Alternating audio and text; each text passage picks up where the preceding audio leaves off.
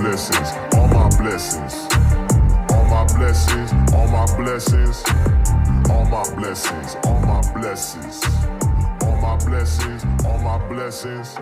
I need my blessings every penny, daily counting every single one, I'm seeing plenty.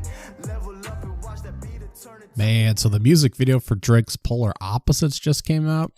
And not that a lot of music videos are particularly exciting, but I'm still catching up on some of my music. I'm usually on top of the releases, and I'm a little behind on Drake's For All the Dogs album, and then the Scary Hours 3 re-release on top of that with 5 more songs. And this is a banger here. I like this a lot. Little Drake singing, crooning over some keys on the production. That's kind of the heavy bass, ominous sound. I like this. I like this a lot.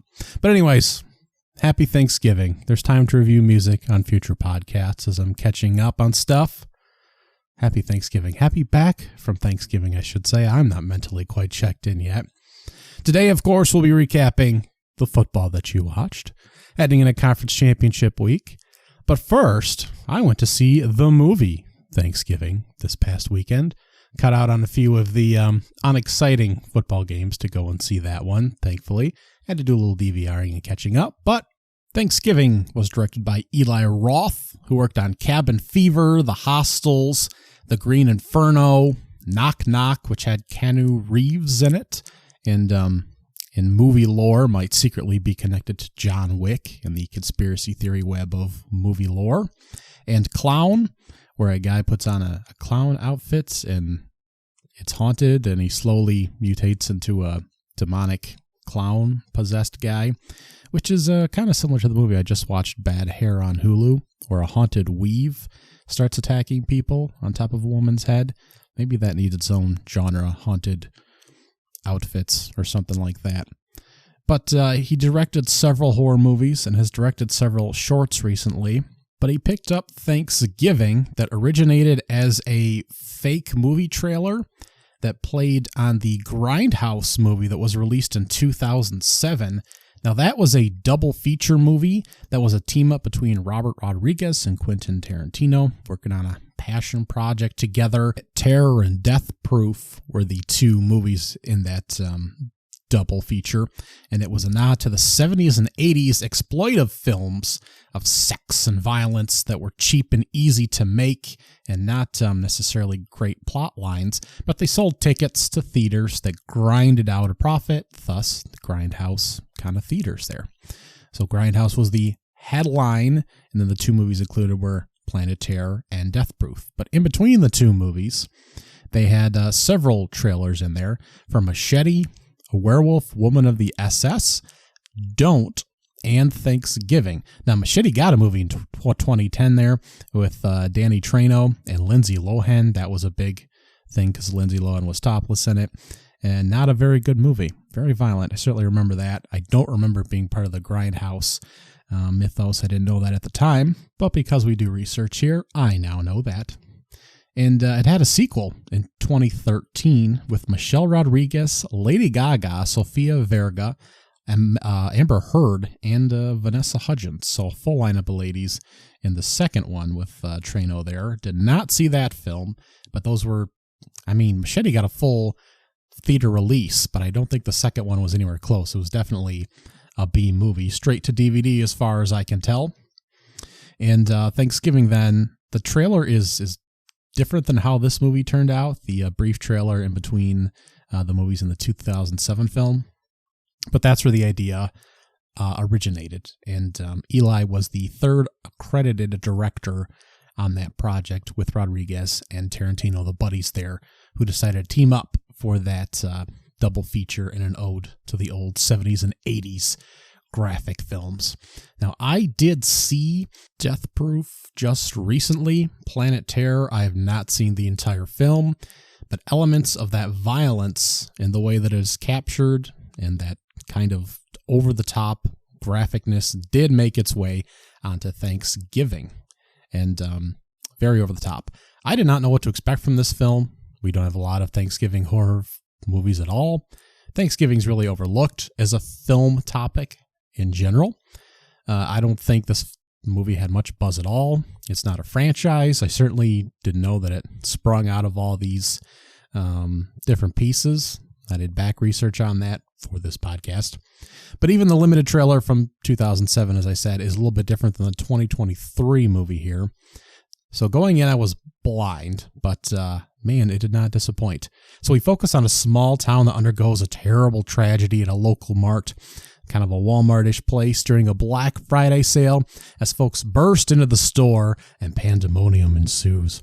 We have several casualties as folks go frantic for toaster ovens and any other kind of items.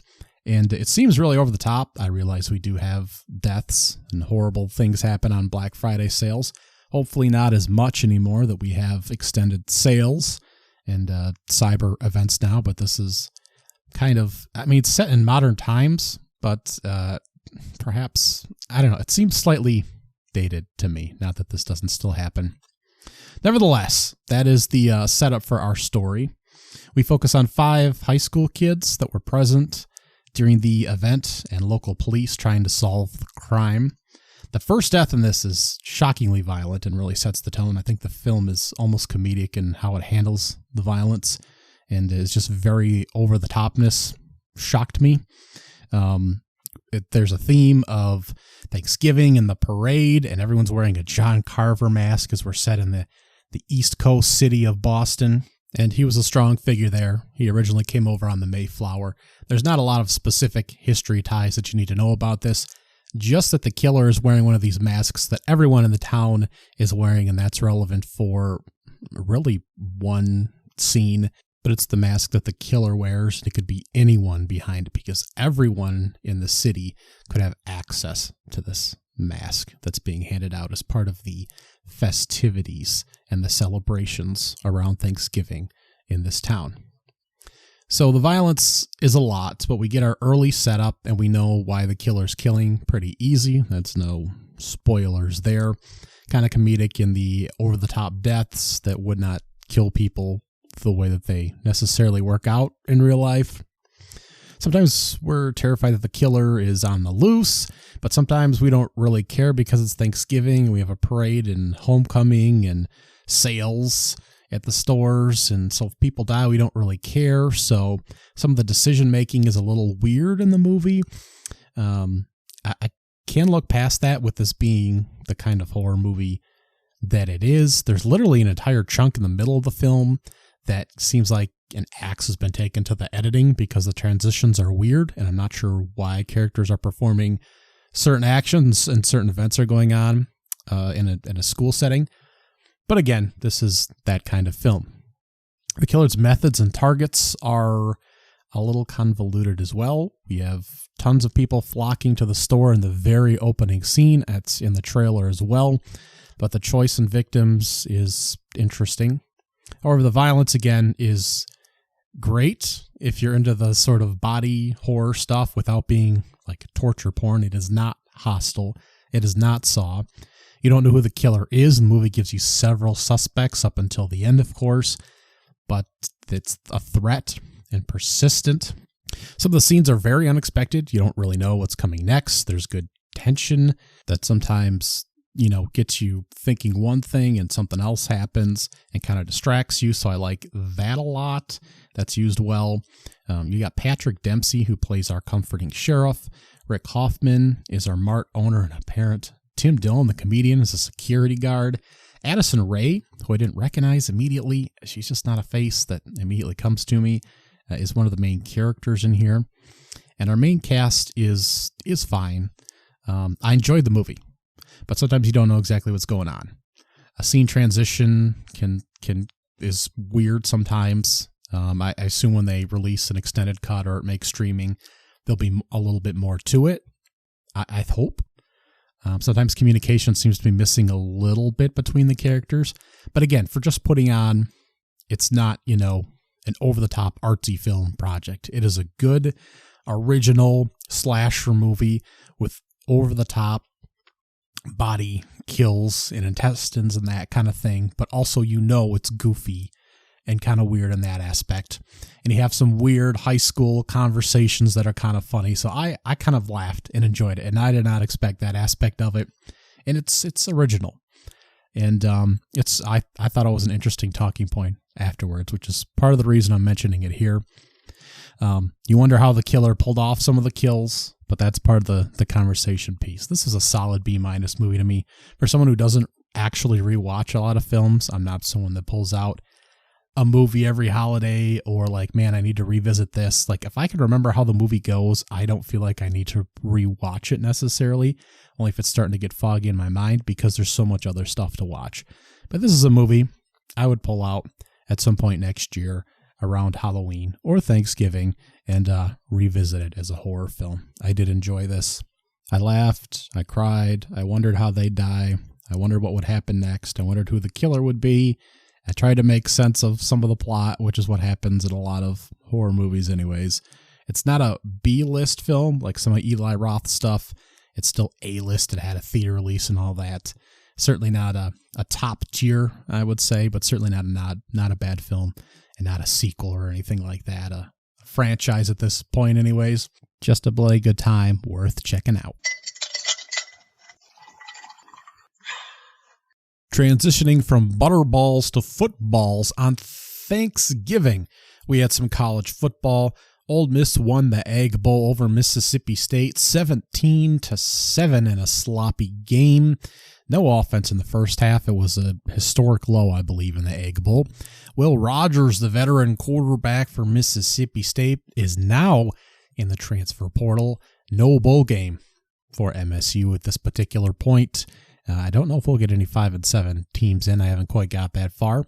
Possible, though. And just a tough loss there. Ole Miss, of course, ranked in the top 10 now. We'll get to the new standings in just a moment. Not that they're relevant. We got, of course, the conference championship games coming up here. And we'll decide the bowl game matchings after there. So not a lot of people care about the top 25 at this particular point anymore. Just the bowl matchups, the New Year's Six, and the playoff games, which won't be decided until after the slate of 10 games this upcoming week. But that is the news there. Sloppy game. Ole Miss 10-2, 5-7 for Mississippi State. Will Rogers, who was laid to waste this year, not throwing the football in the transfer portal, looking for a nice home for his arm. Friday was pretty damn boring. Number 7 Texas hammered Texas Tech 57-7. They were sitting around 2 touchdown favorites, but they just lit the Red Raiders up. Almost tripled up in their yardage over Texas Tech. The ground game was the big focal point, though. Over 7 yards per carry, 300 yards total. Quentin Ewers was not particularly special. Manning made it in for a couple plays at the end there, his first plays ever. I think he was like 2 for 5. Had a couple scrambles, nothing particularly special, but had everyone foaming at the mouth. And if he does make it in at some point next season, that would be pretty cool, just to see him operate. Number 9, Missouri slaughtered the Arkansas Razorbacks 48-14. Missouri's just a damn good football team, but it was not a particularly great offensive performance. They just forced 5 turnovers by Arkansas, plus 5 turnover margin for Mizzou there. Made it pretty easy to go up 48-14. Arkansas retaining their coach there for now. And, Missouri marches on there. Number 11, Penn State blanked Michigan State 42-0. What a gross game this was. 583-53 were the yardage totals here. That's awful. Number 6, Oregon over number 16, Oregon State, 31-7.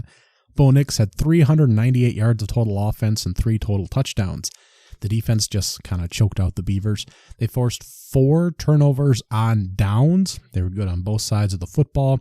They had touchdown drives of 88, 58, 78, and 82 yards. They were able to drive the ball on a pretty good Oregon State defense. It was, however, leaked around this time of the game that head coach Jonathan Smith was headed to Michigan State. So perhaps that had some impact on the result and the mentality around there.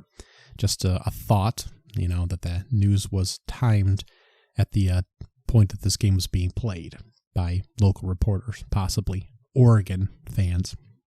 And Michigan State has a lot of guys hitting the transfer portal. He'll have his work cut out for him, certainly for the first couple seasons. but I think that could be a very good hire for Michigan State.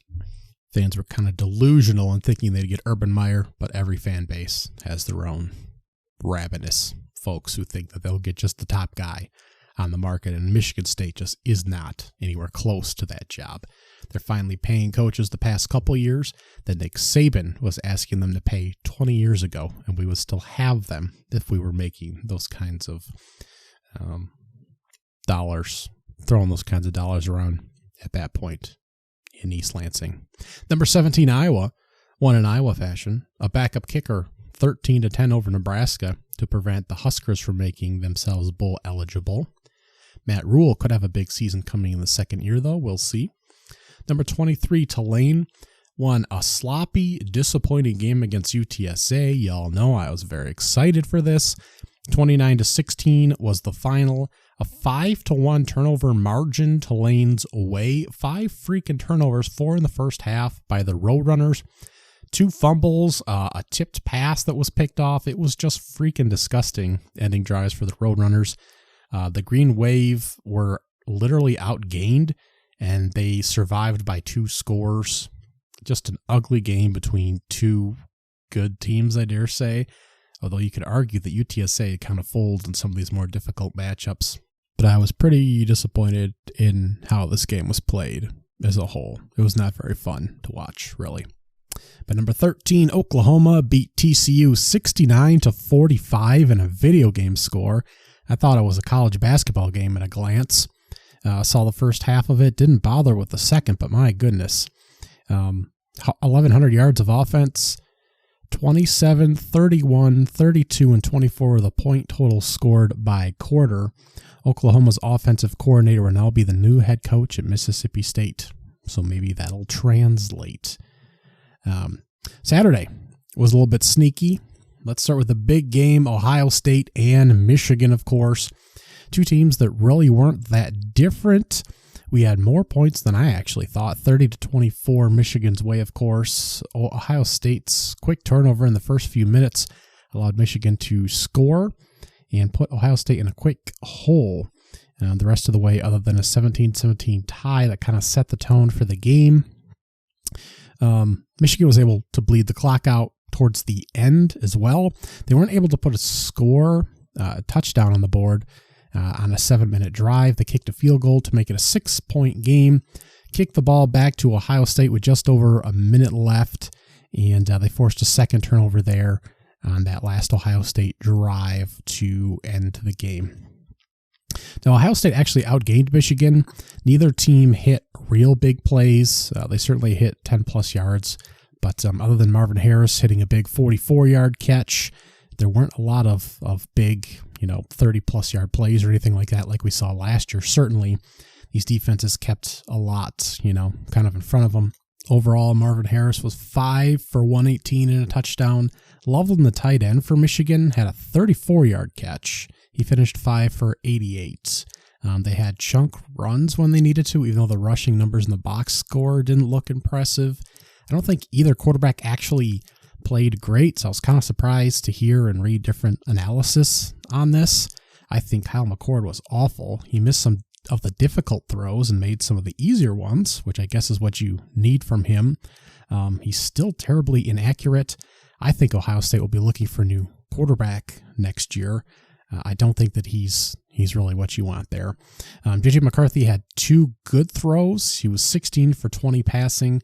Sometimes I'm not sure if it's well calculated or if he knows exactly where all the defenders are. He was good, not great. Zach Zinter, top offensive lineman there for Michigan, also got injured and went down. That's not good. It could affect them against Iowa a little bit. I mean, not in the outcome of the game, but in terms of protection, it seems like that offensive line hasn't been playing particularly well anyways, so it could cause some problems there, and especially in the playoffs. So that is not fun for him at all. But a big win for Michigan and another heartbreaker for Ohio State. I don't think Day's job is in danger. Yeah, I think that's kind of foolish. And they still made the playoffs last year, and losing this game, you can make the argument that most of Ohio State's schedule doesn't really matter. Other than a championship game, the Michigan game, the Penn State game, everything else should be won regardless of who's coaching. That's fine. but still to make an argument that he should be gone is kind of crazy. Ohio State does, to some extent, recruit themselves. There's no wrong point in that, but you still have to consider who you'd put in there in his place, and I still think he's a phenomenal coach. I think there's been some speculation about whether he would consider going somewhere else and not feeling the heat from that position. I think that's a little crazy as well, because he would still go to another high-profile program if he were to leave Ohio State that would still have considerable pressure as well, I believe. Now, number 1, Georgia. We had a number of close games here, score-wise at least. Number 1, Georgia slunk by Georgia Tech 31-23. Now, I've been carrying the Georgia Tech torch a little bit here. Now, Georgia did hold out, a number of guys were banged up, air quotes, but supposedly kind of held out, probably for minor nicks and stuff like that for the SEC championship game, presuming they could beat up on Georgia Tech here. But some of the top pass catchers were out. Brock Bowers was one of them for Georgia, and that looked apparent as Brock Bowers was trying to throw the ball around here and really cause some problems for them. They ran, the pass-to-run ratio was 2-1. They did a lot of running the ball for 6 yards per carry. They did have 2 turnovers as well. They gave up 4.7 yards per carry on the ground, which was not particularly great, but the defensive front is not as dangerous either this year. They did shut down the passing attack, held the Yellow Jackets to 2 for 11 on 3rd down. It wasn't a great look for them, but we know they're not quite as dominant this year, and when they kind of take a little bit of a break against Georgia Tech on the road, and Georgia Tech looks a little bit better, and surprisingly making a bowl game at 6-6 after a coaching change and a turnaround here, some transfers in, you get some kind of a score like this, which maybe you haven't expected in years previous, but a little minor concern, but they'll be ready for Alabama. Number 4, Washington survived Washington State 24-21. The Huskies were outgained 381-306. It's not a lot of yardage, really. They struggled. 17 combined penalties. 3 3-and-outs, an interception, and a missed field goal accounted for 5 of their 12 full possessions. Penix was crying as they hit the late field goal that won them the ball game. Was quickly whisked away in a jacket afterwards. You didn't see his face or anything towards the end of this game. It's been speculated that he's been banged up, and that was really weird towards the end of that ball game, to just kind of see him turn around and then quickly hurried off the field. So I hope he's okay and healthy and not just caught up in the emotion. It's certainly been a difficult season for the back half and trying to survive these games. Defense still a problem for them. But they survived, and I believe Washington State's 5-7 now and not making a bowl game. Cameron Ward might be entering the transfer portal for the 2nd time now, which means he must have graduated, because you get 1 transfer where you can move and not have to sit out. But if you're a grad transfer, then you get an additional 1. So I'm expecting him to be in that portal, as speculation is showing, and possibly be somewhere else to play immediately next year. But Washington surviving, and they're huge underdogs against Oregon next week. I thought I had another note on this here. They went for a big 4th down late. Not a whole lot of remarkable stuff on this, but a clutch 4th down conversion to keep their drive going. That's about it, I guess. Not terribly exciting, just a close game throughout. Number 5, Florida State won 24-15 over Florida. The Gators led 15-14 at the end of 3 quarters. Neither quarterback or offense was good. This was a garbage game. 456 combined yards of offense, led by backup quarterbacks. I thought it might be a little bit more interesting, but there's no ground game. Neither quarterback was any good. FSU converted a 4th down on a field goal drive in the 4th to help set up a 3-pointer there. Florida committed a personal foul on a 3rd down to give FSU a 1st down, and what turned into a touchdown drive in the 4th as well. So that gave them 10 points in the 4th to push them to that lead total, the final total there. So some big plays and a big penalty. Gators also missed 2 field goals in this one, so they had their mistakes, and they certainly helped FSU to some plays there and some points. So very ugly and disappointing. Number 8, Alabama struggled and beat Auburn on a miracle 4th and goal from the 31. If you didn't see it or the highlights, I'll let you process that for a second. The Tide were driving, and it was kind of surprising Auburn was in this game. We knew the defense would be a little bit of a problem for Alabama, but the Auburn's offense has been so horrific. But Alabama was driving to possibly win the game. They had a bad snap roll all the way back, and then they had a stupid penalty that put them further back, so they ended up with a 4th and 31, down 4, so they needed a touchdown to win it. Milroe had to throw basically a Hail Mary, and got it. Quarter of the end zone. Bad defense for Auburn. Great throw for Alabama. That'll go down in the highlights. Alabama forced 3 turnovers and committed 0. And they also outgained Auburn by 100 yards and still needed this miracle play to win. That's horrible. That is horrible. Also looked like McClellan hurt his foot at the end of the game. They're starting running back. So that is not good at all. Milroe accounted for almost the entire offense running and passing throughout the game. Number 10, Louisville lost at home to Kentucky, who outscored them 17-7 in the fourth quarter for a 38-31 win. 2 fumbles and an interception in the second half for the Cards.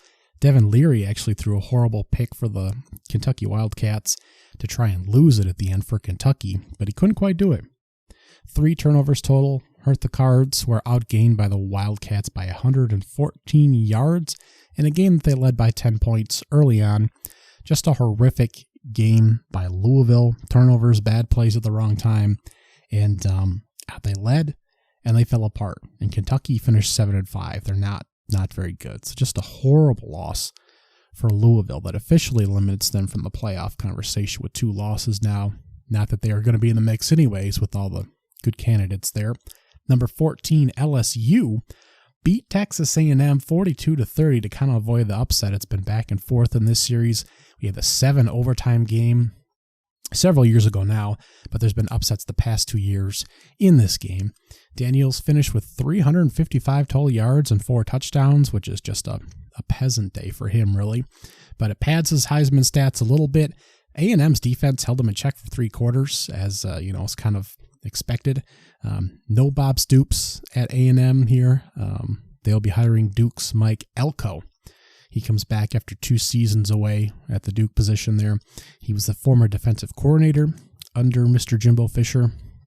Bob Stoops supposedly turned away at the last minute after receiving bad reception here, and he'll return to Kentucky. So that's kind of strange, but that happens. Kind of feel kind of bad about the coaches. Doesn't seem really professional. If you're going to hire the guy, hire him. But if you're going to float him out to the world and then let him be, mocked or see if he's mocked or not, and then bring in someone else, it just seems weird and not adult or professional. But A&M will have a new coach. They may have a new quarterback. Played 3 different guys this year again due to injuries and other issues. And we'll see what recruits they can keep. But Jaden Daniels, possible Heisman, he'll be in the mix. And they'll be back next year with a good group of guys and hopefully a real secondary. Number 15, Arizona. Whips up on Arizona State, 59-23. Noah Fifta throws for 527 yards and 5 touchdowns. His top receivers, McMillan, 11 catches for 266 and 2 touchdowns. And Cowing has 9 for 157 and a touchdown. They will be in the NFL. Phenomenal job for the Wildcats. Arizona State is also trending up. Hopefully they'll be in Arizona's place in a couple years as well with a good staff there. They had so many injuries, and they're still recruiting there to bring in some better talent. Number 18, Notre Dame shelves Stanford 56-23. Audric Esme ran for 238 yards and 4 touchdowns for the Irish. Number 20, Oklahoma State is going to the Big 12 Conference Championship with a 40-34 overtime win over BYU. The Cougars will not be going bowling. Well, Ollie Gordon had 166 yards and 5 more touchdowns. Just been an animal this year. The Cowboys had 170 yards more offense. They started slow again. 24-6 halftime deficit. They had to come back and force overtime. They're just so damn slow starting the past few weeks. Number 22, NC State hammers North Carolina 39-20. Drake May had another ho-hum 250, 2-touchdown, 2-pick day, 106 yards and a touchdown on the ground, leading rusher, and just another pathetic North Carolina team turnout there. Not good. They made Brennan Armstrong look like a superstar, 334 yards and 3 touchdowns, one of his best games ever. 3 turnovers for UNC, just horrible there. Number 24, Clemson won a stinker against South Carolina, 16-7, 319 yards for Clemson, 169 for South Carolina. That's less than 500 yards of total offense. The first quarter had a couple scores, turnover, some fun stuff going on. 13 of the last 17 possessions were punts. So there you go. That's something. Number 19. Here we go. Number 19, Kansas State fell at home to Iowa State, 42-35. Don't blame me if you didn't watch this one. I had it on a side screen. But Iowa State scored on plays of 71, 77, 79, 16, 82 yards in this snow game. Not drives, just plays of 71, 77, 79, 60, and 82 yards. 5 touchdown plays of 60 plus. And actually, if you took that one out, they had 4 touchdown plays of 70 plus. Now, according to ESPN, they're only the 4th team to do that in a game in the past 20 seasons, which still seems like a high number. That's outrageous.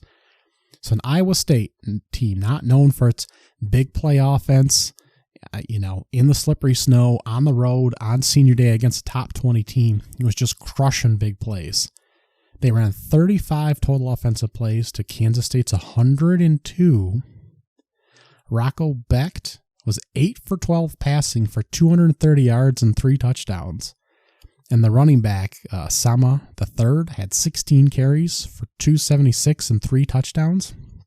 It's just wild. Just wild. Not an awful day for Kansas State. I just don't know what the hell is going on with the defense there. I guess the uniforms threw them off. I don't know what's going on. Not a lot to play for Kansas State. They're in a bowl. They're in a decent one. They're not in the conference race, but man, tough way to lose senior day. Iowa State, a surprising 7-5, was expected to have maybe 4 or 5 wins this year. Number 21, Tennessee walks Vandy 48-24. Number 25, Liberty stays undefeated, slips past UTEP 42-28. Miners scored 21 of their points in the fourth quarter, so it was a blowout.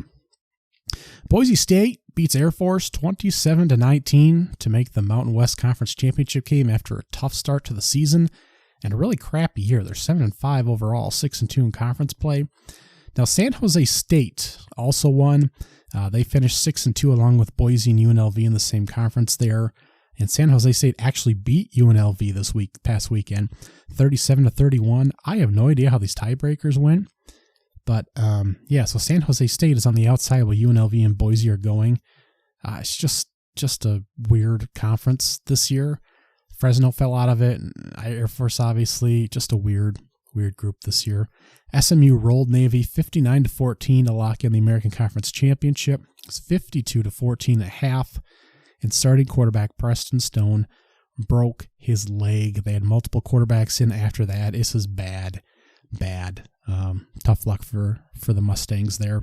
So by my count, teams that had a 5-6 record and looking to win a game to lock up a bowl game went 12-11 by my count, with not enough teams qualified at 6-6 to make a bowl game for sure.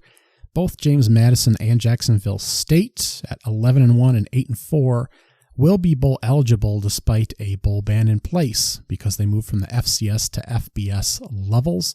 And I can't remember if it's 2 or 3 year ban on that, which is preposterous. And they also can't make conference championship games, which I believe hurt Jacksonville State last year.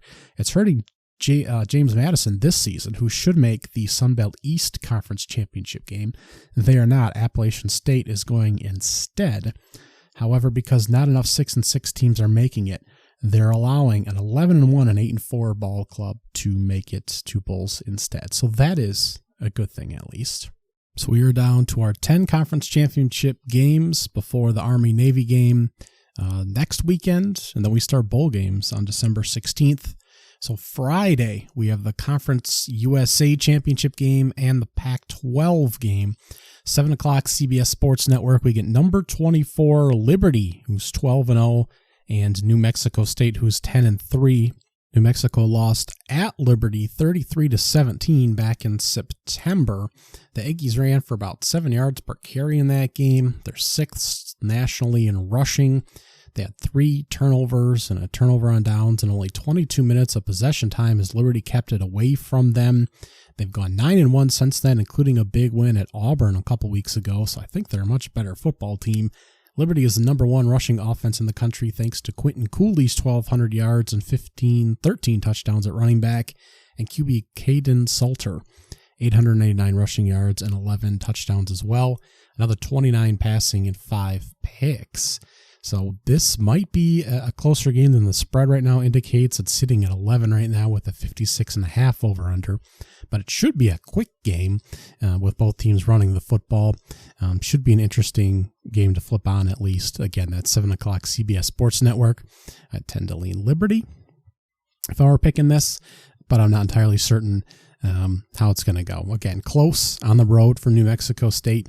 Last time out earlier in the season. Hopefully it's closer than the spread indicates and we get a good one here because some of these might not be as close.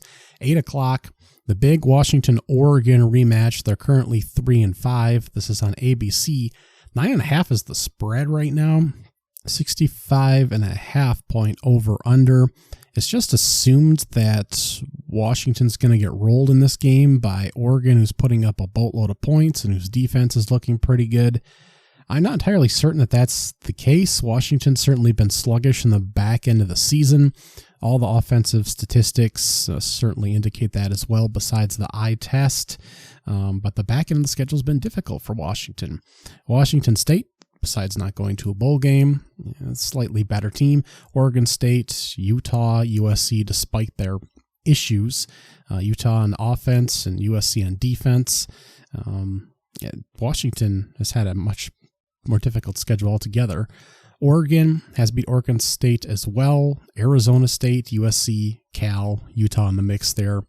In the beginning of the season, they had to slink by Texas Tech there as well.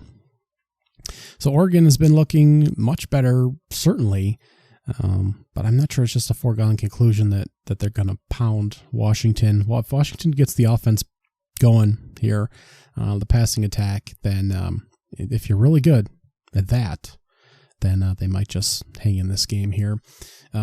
Hate to go with all the narrative here. Oregon is looking like the better team right now. I just hope Penix is healthy and playing well and in good shape, and that it's competitive. Certainly a one-loss Oregon team that has a Pac-12 championship title will hopefully make the playoffs. I think if I were to power rank them right now, they might be the second best team in the country behind Georgia. If I were to put them up there right now. Washington, obviously, if they won it undefeated, they would be in, certainly. So I just think the winner of this is going to be in the playoffs. So, again, 8 o'clock, ABC. Hopefully we have a real ball game here. Not a foregone conclusion. Oregon's going to run away with it, but Washington's got to show something here. Saturday, then, we get to the remainder of our games. It starts at noon. We have a double header, 2 at the same time, I should say. So the MAC game will be on ESPN. Toledo's 11-1. They're hosting Miami of Ohio. Toledo beat Miami of Ohio 21-17 6 weeks ago. I believe Brett Gabbert was hurt in this game and the backup was in. Redhawks had a couple turnovers, and again, this was a close game too. Toledo has a 7.5 points. It's moved up to 8 here in this game. 8-point spread Toledo's way with a 44.5 point over-under. Again, it was, 38 points earlier in the season. So Toledo expected to win and cover by more than earlier in the year. And I hope we just get a close game there again. Toledo's been pretty dominant. Daquan Finn's been there a couple of years at quarterback. Gabbert's been there same way for the Redhawks. Defense has been pretty good for both of these teams. I believe they're both top 10 Redhawks are top 10 in scoring defense. Toledo's still in the top 30 and top 10 in rushing offense as well. So they're much better overall on both sides of the football, and I think that's where the spread comes in. But I think this could be in line for an upset possibly here. Now, Texas, Oklahoma State's a different story. This line's pushing north of a 2-touchdown spread with a 54.5 point over-under. Ollie Gordon's got 1,500 yards and 20 touchdowns this season, but Oklahoma State, before its bye week, about a third of the way into the season, was really struggling. They've won some big games, obviously, since then, but the first half starts have been slow. They've had to really come on in the second half. Texas is ahead in pretty much every statistical category on both sides of the football, and it's going to take a miracle for Oklahoma State to manage this. Ewers isn't always looking top-notch, so maybe there's something to exploit in the passing game there. I'm just not sure how Oklahoma State wins this ball game, and it could be a conference championship game that gets a little out of hand. Texas has just been ahead of the field here for a good chunk of the season. And Texas looking like they're really coming around here. The early season win against Alabama and the late season championship could put them in the playoffs. That's where I think they should be personally. At 3 o'clock, we add Mountain West into the mix on Fox. UNLV is 9-3. Boise State is 7-5. They both finished 6-2 in conference play again. San Jose State, the odd man out. Boise's favored by 2.5, 58.5 point over-under. I don't know about either one of these teams. They both run the football. They haven't played this season. Top 25 run offenses. This could be another quick game. They've had their struggles. Quarterbacks aren't particularly impressive. This could be, quite frankly, one of the more boring games on the conference championship slate. 4 o'clock, we add the SEC championship to the mix. Georgia's line is pushed to 5.5 with a 54.5 point over-under. Alabama's ranked 8th. This could propel them into the top 4 if they pull an upset here. Georgia should have all its pass catchers back. You can run on them, it looks like. We'll have to see if they can stop Milroe on the defensive end, or at least slow him down. He's just the core of the Alabama offense, and if he's the only thing they have to really worry about, it certainly seems like they should win this game. Again, McClellan, the running back, who has not been a real weapon this year, looks like he was hurt at the end of the game last weekend. And Alabama's defense is as good as it's been. May not be enough in this game. Georgia, I think, will certainly be slowed down. But you can never count out Alabama. This is effectively their Super Bowl here. And these teams kind of figure if they can beat each other, they can beat anyone in the playoffs, regardless of the actual future outcome. So we'll see what happens. Hopefully this as well is a good football game. Also at 4 o'clock, we get the American Athletic Conference Championship, and that is Tulane, who's currently ranked 22nd, 11-1, hosting SMU, who's 10-2. Tulane's favored by 3.5 in New Orleans, their home territory there, 47.5 point over-under. They've been sluggish out the gate. Again, beat UTSA last week. Turnover problems, some of them forced, some of them not really. And SMU starting quarterback out with a broken leg. Will they be able to plug and play another guy in his place? Not really sure about that. Thought they certainly would have an opportunity with him in there. No, I don't know. Again, Tulane, UTSA, and SMU all seem pretty close together. Hoping for another close game here. Not sure what you'll get with the starting quarterback out of the game. Michael Pratt has looked like a much better quarterback, but he was not good last week. And if Tulane wins this, they'll have an opportunity at a New Year's Six-Day Bowl. And given a few weeks to prepare for that, hopefully we get a better Tulane Green Wave team on the field. 4 o'clock Sunbelt as well. So we have 3 of them at 4 o'clock on ESPN. Troy will be hosting Appalachian State. Appalachian State going instead of James Madison, unfortunately. Defense is starting to look a little better. They're 8-4 overall, 6-2. They've had some problems, quite a few problems. Troy is 10-2, 7-1 in the Sun Belt. Still been a steady hand there. They're 6-point favorites, 52.5 point over under. So Troy's favored by almost a full touchdown here. They're going to be the heavy favorites against App State. They've lost to Old Dominion, Coastal Carolina, Wyoming, UNC. You can't complain about any of those losses. They've won 5 straight to get here, including a big win over James Madison. They average over 35 points per game. But Troy's a very good football team. The defense is very good. The passing attack is very potent as well. They only lost to James Madison in a low-scoring affair early in the season, and to Kansas State. They've won, I believe, 9 in a row at this particular point. And Gunnar Watson's a veteran there for them. 26 touchdowns, 5 picks on the season. And this is just a very good ball club. So it'd actually take quite an effort, I think, for Appalachian State to pull off the upset here. And finally, at 8 o'clock, we have our last 2 games. Iowa and Michigan in the Big Ten championship game. Michigan favored by 21.5 with a 35.5 point over-under. You can literally bet whether Iowa's going to score any points in this game. They'll have to face turnovers, short fields. Michigan's offensive line has not seemed to played quite as well this year, and now they have a banged-up line as well. So, but that would be the only way that Iowa could possibly win this game. And finally on ABC, Louisville and Florida State. Florida State looking awful last week. The defensive line is still strong. Secondary's been a problem for a good chunk of the season. Quarterback's now a question. Can they run the ball? Lots of questions here for Florida State. And Louisville had their own problems last week, but this is still a well-coached team. And average roster really at best. So lots of questions here. Will Florida State's defense kind of stifle Louisville's offense would be my question. 47.5 point over-under is not the lowest of the day, certainly. But it almost seems like we'd hit an under here. But it's possible that we just all of a sudden get points because Florida State secondary is a problem. Louisville could exploit that. And the back end for Louisville's defense as well. Maybe they figure out a way to move the ball with Coleman for the Seminoles. So it could be something where we get some weird 17-10 game, or we could go the complete opposite direction and end up in the high 30s, low 40s, in my opinion. So not sure what to expect here. This might win the award for most unexpected outcome. Boise State, UNLV might be the biggest question mark.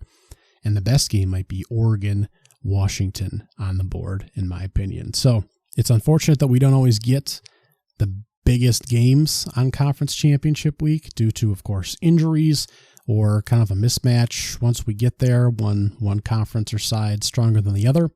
But that's what we got. So looking forward to that. Last week, conference championship week of kind of the regular season Army-Navy game, of course. And then we will head off to the bowl season. That's what I got. Thanks for checking in. Thanks for talking college football. We'll dig into basketball in a bit here. I got to catch up on some games here. So thanks for listening. I'll chat with you later. Bye. All my blessings, all my blessings, all my blessings, all my blessings, all my blessings, all my blessings, all my blessings, all my blessings. I need my blessings every penny. Daily counting every single one, I'm seeing plenty. Level up and watch that beat turn into a